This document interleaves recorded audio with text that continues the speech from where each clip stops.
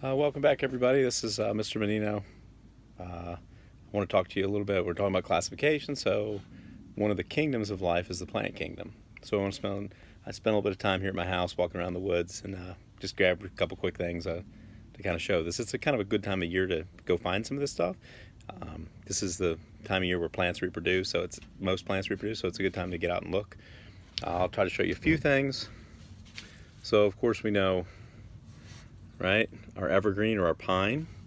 These are also called conifers. That word means cone bearing. The real word is gymnosperm, which means naked seed, because it's a naked seed. And this is a female cone. Now, is the tree male? Is the tree female? Well, they're all both, male and female. They don't want to self-pollinate, but this is a female cone. And on the same tree, you can see here, yeah, these little ones at the end, these are the male cones. They come in little clusters and they make the pollen. And you know from our study of Gregor Mendel that pollen grains contain half sets of chromosomes for the plant. Now, do birds and bees pollinate these? How are they pollinated? And really what happens with pines is they're wind pollinated. So these little cones, the male cones, make puffs of pollen. The wind blows.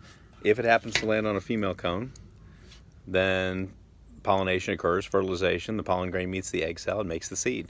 And then ultimately these will fall off the tree and they'll sit on the ground and they'll grow into the next generation of pine trees. So that's the big scheme of things. But right now is a good time to go look, and you'll see the male and female cones on the same tree. So again, there's the males. They look like little clusters. Maybe a little hard to see it with this video, but there's a good one right there in the end. That's what male cones look like as opposed to the female cones. So that's one of the four divisions of plants. Really, they don't. Mostly, they call them divisions, not phyla, in the plant kingdom. But those would be gymnosperms or conifers. And the other one, of course, is our flowering plants. This came off a pear tree I just happened to see out back. And flowering plants are called angiosperms, which means covered seed. Think about an apple, right? The seeds are covered in some piece of fruit. And so we have gymnosperms, naked seed, angiosperms, covered seed. And it's kind of hard to see, but again, much like the gymnosperm, you'd say, well, it's a plant, so it's both male and female at the same time. Now again, it doesn't really want to self-pollinate, so just like the pines, typically they'll try to make pollen before the female cones are ready to receive it. This will do the same thing. If you look at a flower, it's kind of hard to see on this one. Oh. Yeah, it's hard to get a good look at that. But if you take a look, you'll see both the stamen and the pistil. The pistil is the female part, the stamen is the male.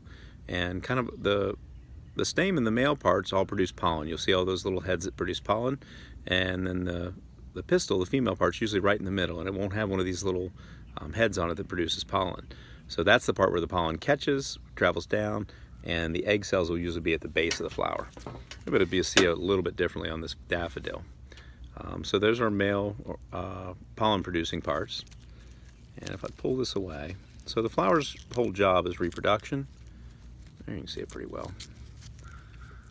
If I do this, that tall one right there in the middle, that is the pistil, the female part. That's where pollen grain will attach. It'll travel down this tube, and the very base of this flower will be the egg cells. And once they're met by pollen grains, fertilization occurs, and that becomes the seeds for the next generation of plant. So that's why the pollinators, that's why they call it the birds and the bees, because typically plants like this are pollinated by insects or bees and things like birds, things like that. But there you can get a good look at both the male and female structures in that flowering plant. And so try to get outside and look for some flowers and see if you can find those parts. So let's see. Another plant.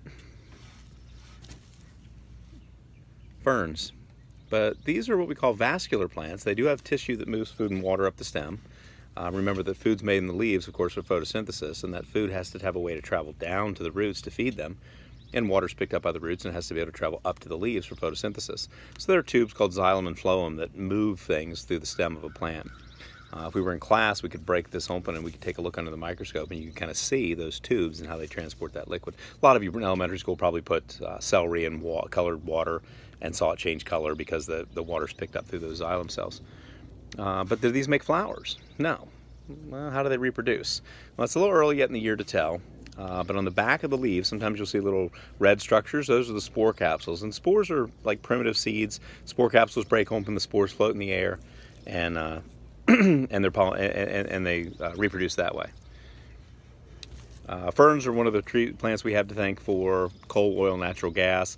These were the predominant plants millions of years ago that if they never fully decomposed, they became coal, oil, natural gas. So that's a lot of what we have to thank for in the ancient world. Now look at this. Moss. Plant or fungus? Well, it's green, so if it's got chloroplast, it's going to be a plant. It's not a decomposer. Sorry, my cat's trying to come over and say hi.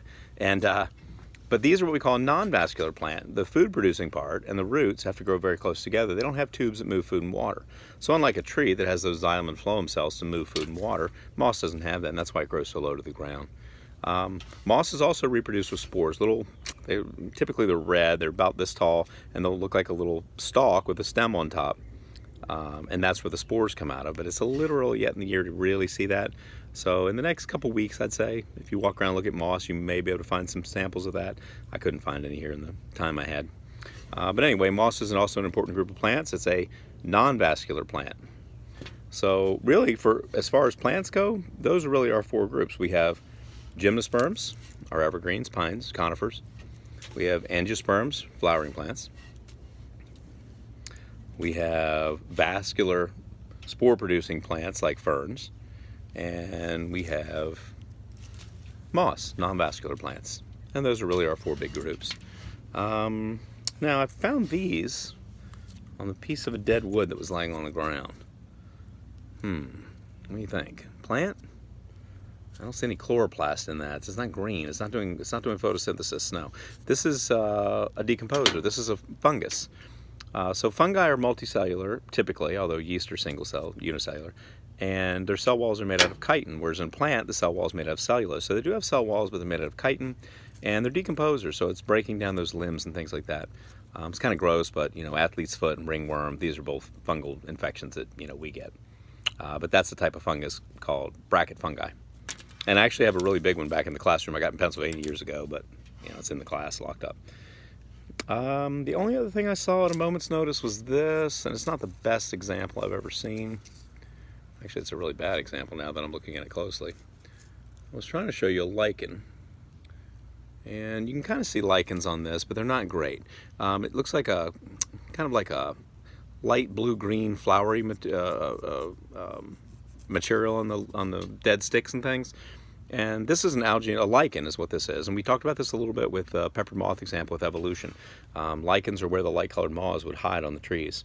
And then, of course, the Industrial Revolution, turned the trees dark. That's a classic storybook example of evolution, natural selection.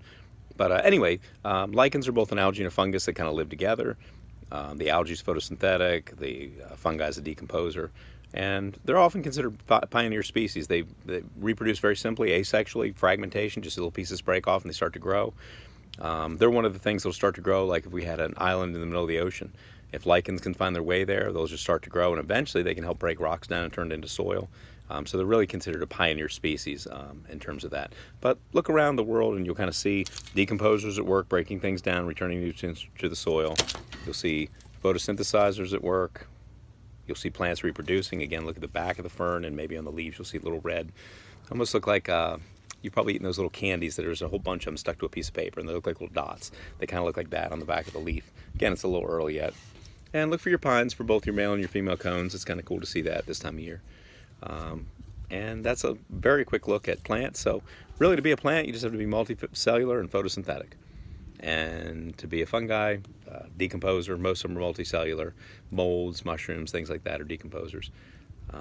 Puff balls, many of you probably find those where you push on them and puff of smoke comes out. Those are the spores. And the spores are typically in the air. That's where they get into like the bag of bread. And then if the conditions are right, they start to grow into to mold our food. But they need moisture to do that. So just a really, really quick look at plants and fungi today. A couple kingdoms of life. All right. Thank you. Be well.